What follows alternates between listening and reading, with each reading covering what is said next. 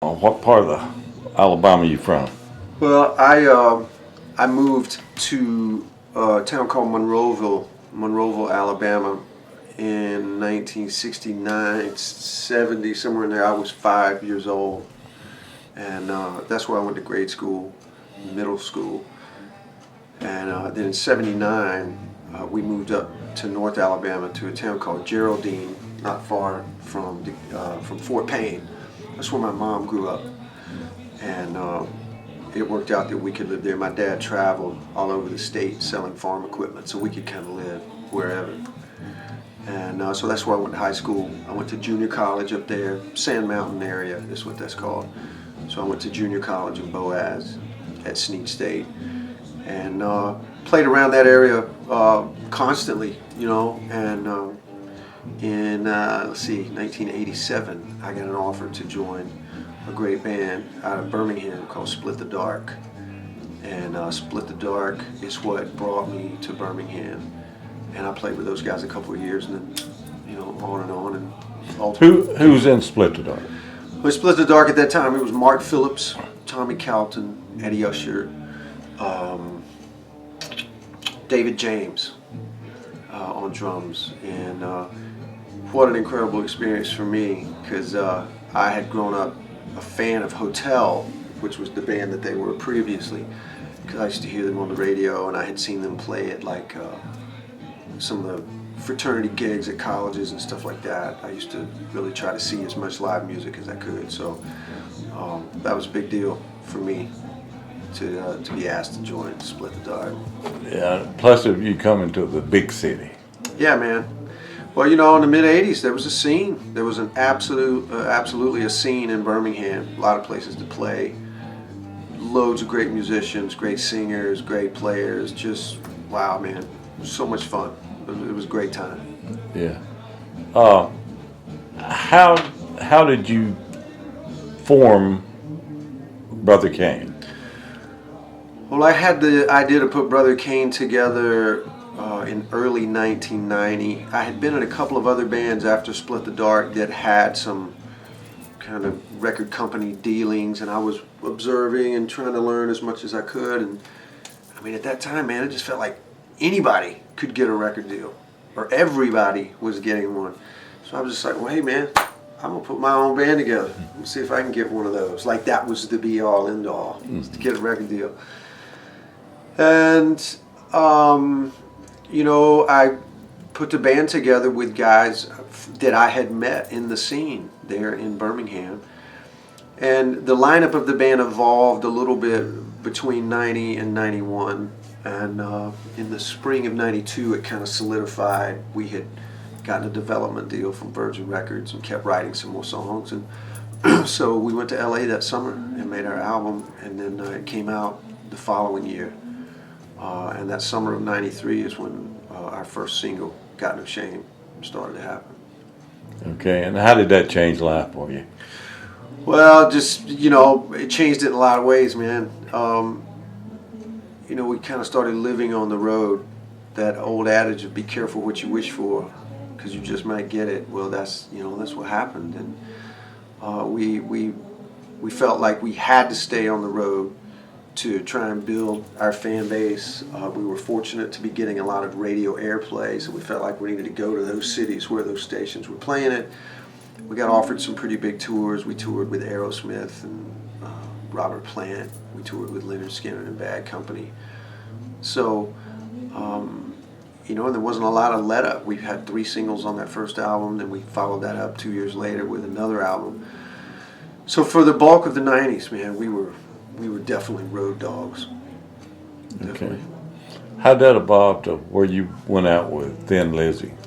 Well, a lot of stuff happened, man. You know, between, you know, Brother Kane kind of called it a day in 99 or 2000. So I did a lot of stuff, man, over the next 10 years. I kept writing songs. I had some songs of mine cut by other people. I jammed with a lot of different people. I spent some time in Alice Cooper's band, which was a great experience. I was with him for about 5.5 years. Amazing experience. And I think that time in Alice, with all the experience I had in Brother Kane, is what prepared me for an opportunity like Thin Lizzy. And I was just kind of in the right place at the right time. They were looking for another guitar player to step in, and the existing version of Thin Lizzy, we wound up doing a show together with Alice Cooper and Thin Lizzy, and that's when they saw me and, you know, struck up a conversation. And huge event for me, because Thin Lizzy was my single greatest musical influence, period. More than the Beatles, more than Aerosmith, more than Zeppelin or the Stones. I love all those bands. I love them all, but Thin Lizzy was different. You know, I was really consumed with everything that they were. The great songs, the great riffs, the great guitar players, the great lyrics that Phil Lynott wrote. Just a great storyteller. So, pretty wild, 2011, to get that phone call. Backing all the way up, how did you get guitar? What started it? Well, that would have to, my dad would have to get credit for that. I just remember there being a guitar around the house for my first breath, you know. He had an acoustic guitar that he played a lot. You know, he would play it on the weekend. Sometimes he would have some friends over and they would jam together, play some songs of the day. A lot of country music, a lot of kind of pop music, you know, from the late 50s and early 60s. And my dad had a younger brother that was a great guitar player, and he was like a whole other level of ability. So I was around him a lot as well, so that definitely formed me. So you kind of mix that interest in the guitar with the whole kind of what is now classic rock, but you know, in the mid-70s, man, when Kiss came out, all those great Lynyrd Skynyrd songs that you could sit down and kind of figure out some of it, you know, where your buddy could figure it out. This is when I lived in Monroeville, and I had some friends, man. We were all consumed with the rock and roll and used to just listen to records. We had a little band. I mean, we were terrible, but we didn't care, man. It was so much fun to, you know, somebody would stumble on the lick to Freebird and just be like, wow, bro, show me that. Show me how to play that, you know, and back and forth. So it was a drug, full blown. It was a drug. And you knew you'd make your living that way? No, I had no idea, Jerry. None. I was a pretty good student in school. I was going down another path. You know, I graduated high school, went right into college, started taking some pre-engineering curriculum, and my plan was to transfer to Auburn with my associate's degree and be an electrical engineer. And I had already applied, and I was getting ready to transfer and start going to school at Auburn. And that was when I got the call from Split the Dark. So I just thought, well, I'll give this a shot for a little while. I can always go back to school. And that was it. I never went back to school. So it's Mark Phillips' fault. Blame him. Call Mark, Mom. It's all his fault.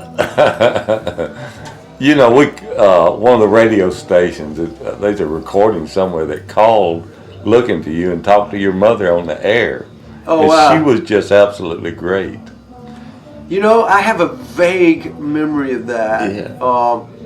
Yeah, man. Mom is a very social person. She's just so articulate, and I don't know, man, to grow up way out in the sticks as I did, I've always felt like I was really fortunate to have parents that were, you know, they just had a lot of interest in many things, and they were very social, lots of friends, lots of activity. You know, we had a big family. My mom had 11 siblings. You know, my dad came from a big family, so just music around all the time. So yeah, man, my folks were so supportive and encouraging, and I don't think they could be prouder, you know, of all the things that I've been able to accomplish. And you're married now, got kids, and a family man. Everybody knows that. Yeah, man. And how does that fit with the lifestyle? Well, it's to me, it's the greatest life I could have ever dreamt of living. You know, I just feel so fortunate to have a wife and kids that support me following my bliss. You know, I love music so much, and I would certainly want to do it regardless of what else was going on around me. But there's, it's absolutely a balance, man. It's an effort to find that balance. And I don't think you ever really find it. But as long as you're trying, as long as you're, respectful of them and how much you can get home, how much you're gone, that ratio has gotten a lot better, over the years, and I'm really happy about that. I love to work. I love it, and I certainly love to perform and play. But I try to try to be a little more choosy, about how much I'm gone, how many weeks out of the year I'm gone. Are you encouraging your kids to be musicians? Oh yeah, man. One of my older daughters, Sarah, has turned out to be quite an accomplished acoustic guitar player. She sings some. She has no aspirations to do it professionally, but she loves it. And when she's in the room and starts singing and playing, man, you can feel that energy shift, and that's so incredible for me because I didn't do that when I was her age. It was all guitar, man. It was just riffs, and so I wanted to be this combination of Stevie Ray Vaughan and Eddie Van Halen, so I didn't really start singing until Brother came, truthfully, fronting. And so Sarah has that. My youngest daughter, Jolene, has definitely got a great ear. She sits at the piano and picks out melodies, whatever song is on the radio, if it's Taylor Swift or One Direction or, whatever. I hear her making the connection between the notes that she's singing and the notes on the piano. So that's exciting for my wife and I to see that. And should we be looking for in the future for Damon Johnson? It's a big year next year. A lot of stuff cooking. My band, Black Star Riders, is going to record our third album. I don't think we're going to tour much next year, which is great because it's going to allow me to work a lot more on my solo stuff. I'm releasing my very first ever solo electric album. I've put out a couple of acoustic CDs over the last 10 years, but this will be my first plugged in, full-blown thing, and I'm super proud of it, really excited about it. And I think the fans of mine that followed me in Brother Kane, followed me in Thin Lizzy and Black Star Riders and Alice Cooper, this music is in that genre, And I don't know, man. Sometimes I fancy myself to kind of be Neil Young. I want to do both. I want to be in Crazy Horse and rock out, and then I want to pull out the acoustic and bring it in as well. So I really look to do a lot of that next year. That's the plan. Okay. Have you got it in the can? I'm mixing, literally mixing today. I got the third of 5 mixes completed today, and I'm going to do a little more work next week. Got to finish some vocals, a couple of guitar parts. But man, I couldn't be happier. And the timing is right. It's the right time for me to do that. Did you record yourself? I did. My great friend Nick Raskulinix, who is a Grammy-decorated rock star producer, has produced massive bands. He did our last Black Star Riders album, and that's how we met and got to work together. And he lives right down the street from me in Nashville. And he and his family have become friends with mine. So just out of the blue one day, he goes, "Hey man, if you ever want to use the studio, let me know." So I said, "How about tomorrow?" And that was it. We jumped right into it. And so I'm really so proud of the work that we're doing, and just it's a pleasure to work with Nick, and I'm grateful to have him in my camp. All right. And we're glad to have you from Alabama.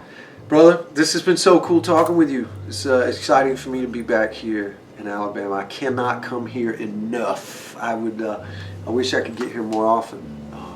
But I certainly love this venue here in Columbiana at the Black Box Theater. I hope this is the first of many. All right. Well, we appreciate it. Thank you, brother. Good talking with you. Yeah.